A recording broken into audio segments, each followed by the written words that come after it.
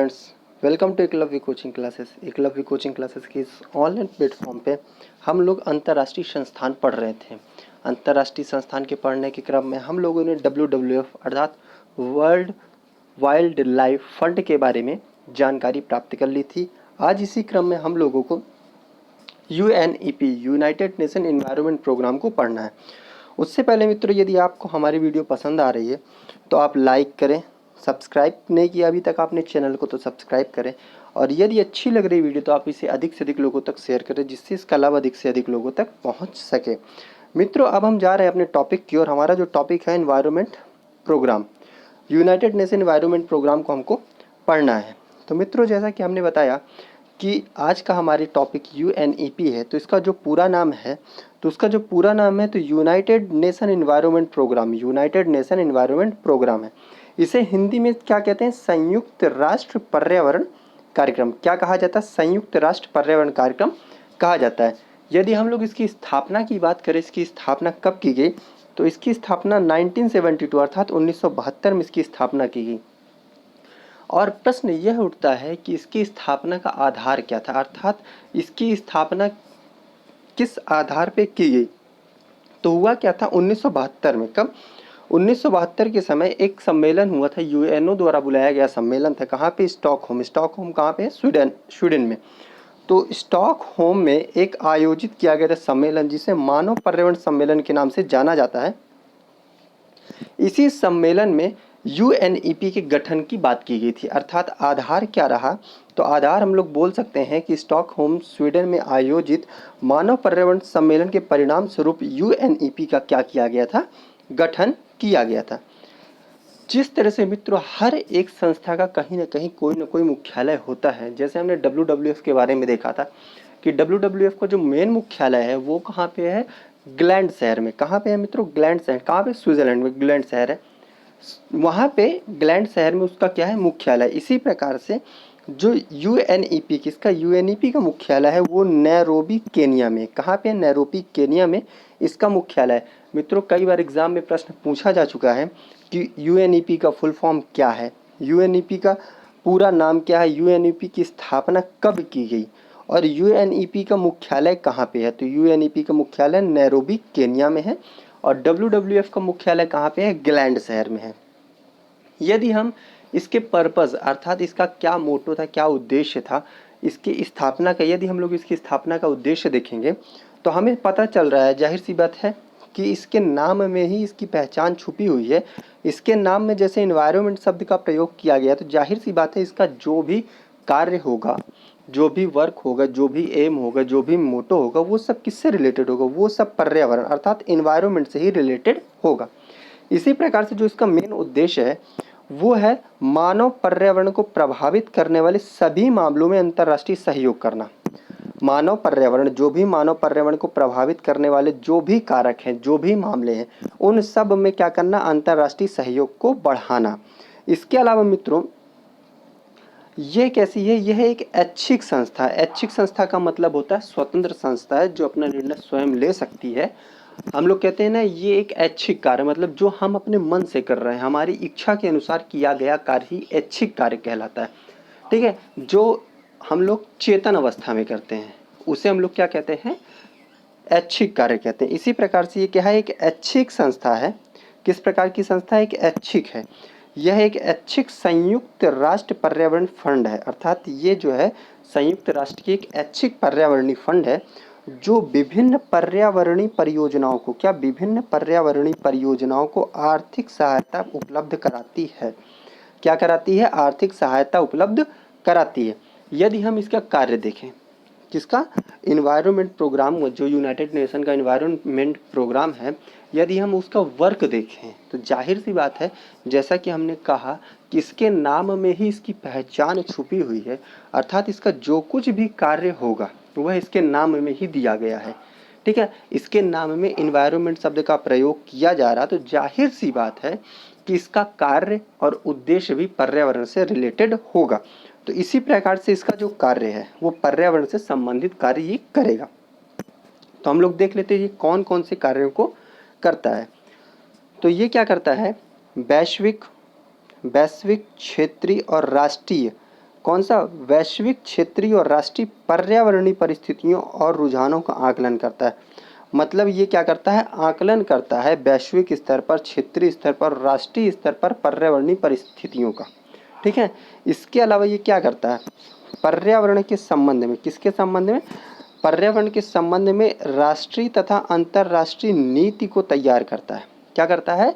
ये नेशनल एवं international planning करता है अबाउट या तो रिलेटेड इन्वायरमेंट। ओके, हम लोग इतना समझ गए कि ये नेशनल एंड इंटरनेशनल पॉलिसी को क्या करता है? तैयार करता है अबाउट इन्वायरमेंट, इन पर्यावरण के संबंध में राष्ट्रीय तथा अंतर्राष्ट्रीय नीति को तैयार करता है। इसके अलावा क्या करता है?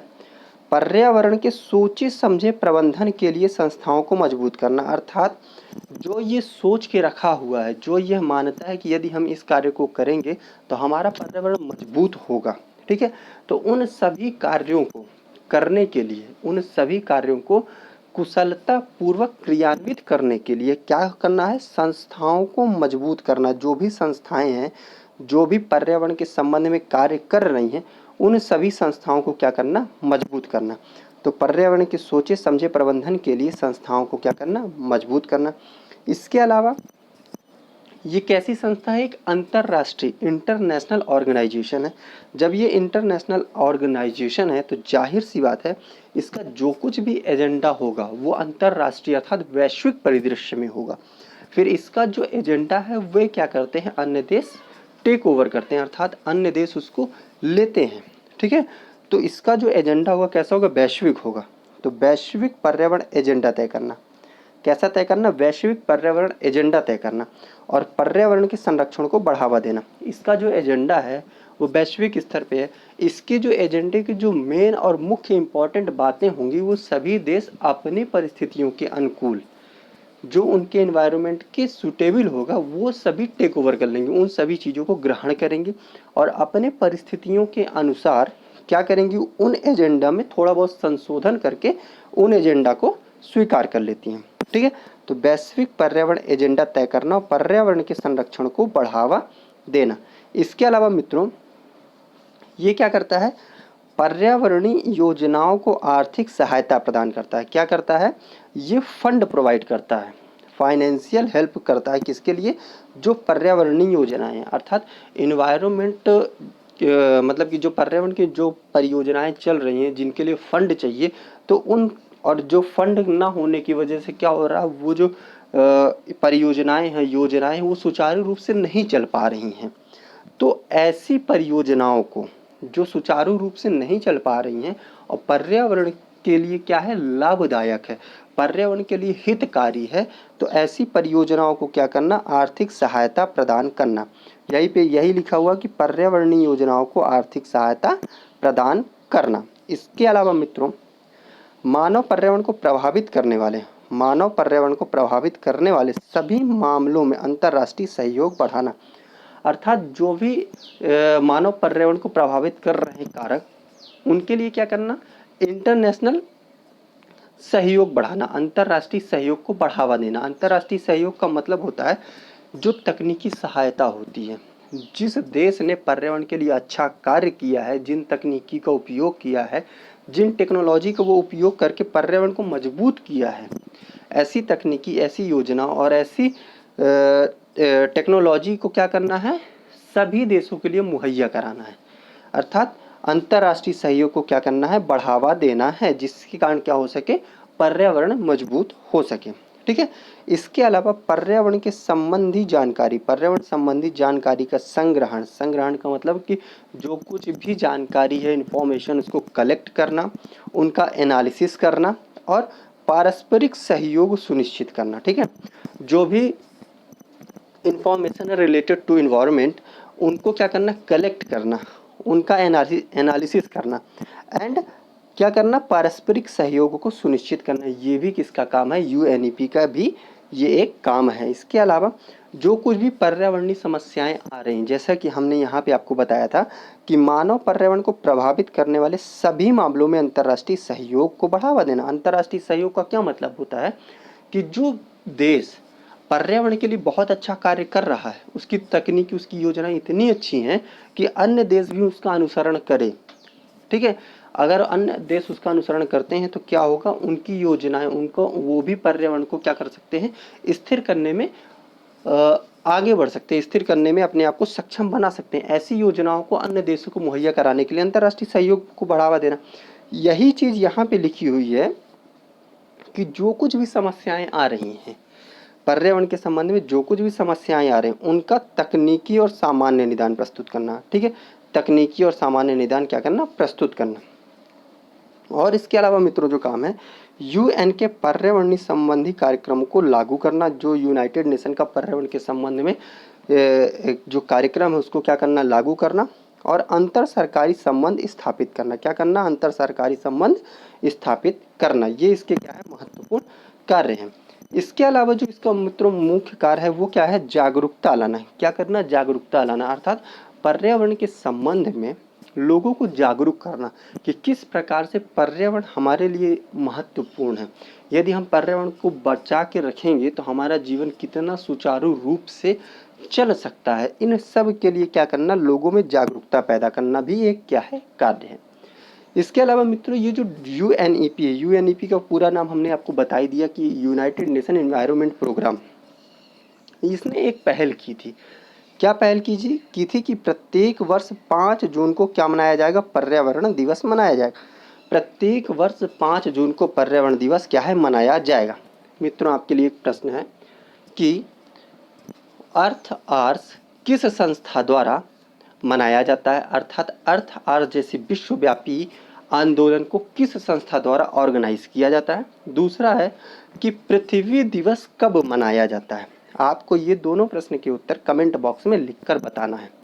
ये दोनों प्रश्न महत्वपूर्ण है और ये दोनों प्रश्न आ चुके हैं एग्जाम में। ठीक है, इसी प्रकार से ये प्रश्न भी आ चुका है एग्जाम में कि पर्यावरण दिवस, और ये प्रश्न कई दफ़ा आ चुका है एग्जाम में, इतना महत्वपूर्ण है ये प्रश्न। इसको कह सकते हैं ये आईएमपी प्रश्न है, मोस्ट इंपॉर्टेंट प्रश्न है कि पर्यावरण दिवस कब मनाया जाता है। ठीक है, तो पर्यावरण दिवस प्रत्येक वर्ष 5 जून को मनाया जाता है। और पर्यावरण दिवस किसकी पहल पर मनाया जाता है, तो पर्यावरण दिवस UNEP, United Nation environment programme की पहल पर क्या है, मनाया जाता है। अब प्रश्न यह उठता है कि ये जो यूनाइटेड नेशन ने पर्यावरण दिवस मनाने की पहल की, जो 5 जून को मनाया जाता है, इसका फैसला अर्थात इसका डिसीजन कब लिया गया कि हमें जो है 5 जून को प्रत्येक वर्ष पर्यावरण दिवस मनाना चाहिए। तो इसका जो डिसीजन हुआ था, वो बनाने का डिसीजन हुआ था स्टॉकहोम सम्मेलन 1972 में। यही स्टॉकहोम सम्मेलन है जिसके तहत यूएनईपी क्या हुई थी, गठित हुई थी। हमने आपको पहले ही शुरू में बता दिया था कि यूएनईपी का गठन 1972 में हुआ था। इसका आधार क्या था कि यूएनओ द्वारा स्टॉकहोम में मानव पर्यावरण सम्मेलन बुलाया गया था। इसी सम्मेलन के परिणाम स्वरूप क्या हुआ था, यूएनईपी का क्या हुआ था, गठन हुआ था। हमने बता दिया था यूएनईपी का गठन हुआ था।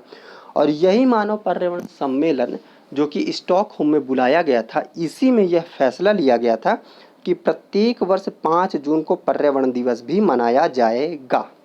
मित्रों उम्मीद करते हैं आपको समझ में आ गया होगा। इसके अलावा अगर हम लोग देखें पहला पर्यावरण दिवस अर्थात फर्स्ट एनवायरनमेंट डे कब मनाया, पहला पर्यावरण दिवस कब मनाया गया, तो यह 1974 में मनाया गया। कब मनाया गया, 74 में मनाया गया। 1972 में क्या हुआ था, इस बात का फैसला लिया गया था कि हमें पर्यावरण दिवस मनाना है और प्रत्येक वर्ष 5 जून को मनाना है। लेकिन पहला पर्यावरण दिवस कब मनाया गया, तो पहला पर्यावरण दिवस जो मनाया गया था वो 1974 में मनाया गया था। इसके अलावा मित्रों जो ये यूएनईपी, कौन यूएनईपी, ये ग्लोबल 500 नामक एक पुरस्कार प्रदान करती है। प्रश्न आ चुका है कि ग्लोबल 500 पुरस्कार किस संस्था द्वारा प्रदान किया जाता है। तो ग्लोबल 500 जो पुरस्कार है वो पर्यावरण के संबंध में किए गए प्रयासों के लिए यूएनईपी द्वारा क्या है, प्रदान किया जाता है। इस पुरस्कार की स्थापना कब हुई थी, 1987 में इस पुरस्कार की स्थापना की गई थी। इसी के साथ मित्रों आज का हमारा टॉपिक यहीं पे ख़त्म होता है। उम्मीद करते हैं आपको समझ में आई होगी दी गई जानकारी। और जितने भी ऑर्गेनाइजेशन हैं, जितने भी अंतर्राष्ट्रीय महत्वपूर्ण अंतर्राष्ट्रीय संस्थान, वो सभी हम क्या है कंप्लीट कराएंगे अपने ऑनलाइन प्लेटफॉर्म पे। और यदि आपको वीडियो पसंद आ रहा है तो मित्रों आप इसे लाइक करें, शेयर करें और अधिक से अधिक लोगों तक इसे पहुंचाने का कार्य करें, जिससे इसका लाभ सभी को मिल सके। और यदि आप अभी तक आपने हमारे चैनल को सब्सक्राइब नहीं किया है तो कृपया आप हमारे चैनल को सब्सक्राइब कर लें। और यदि आपको किसी भी बात की जानकारी चाहिए तो आप इन नंबरों पे कांटेक्ट कर सकते हैं, इन नंबरों पे कांटेक्ट कर सकते हैं।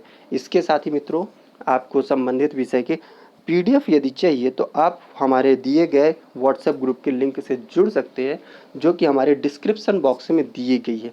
इसके साथ ही आप हमारे टेलीग्राम ग्रुप से भी जुड़ सकते हैं, जो कि लिंक हमारे डिस्क्रिप्शन बॉक्स में दे दी गई है। मित्रों, हमने WWF को अपने पहले सेशन में पूरा करा दिया है, आप लोग उसको भी देख लें। और नेक्स्ट हम लोग जल्द ही एक नया टॉपिक लेके आएंगे अंतर्राष्ट्रीय संगठन के संदर्भ में। तब तक आप इसे देखें और पसंद आए तो लाइक करें, अधिक से अधिक तक लोगों तक पहुंचाने का कार्य करें। बहुत बहुत धन्यवाद मित्रों, आपका दिन शुभ हो।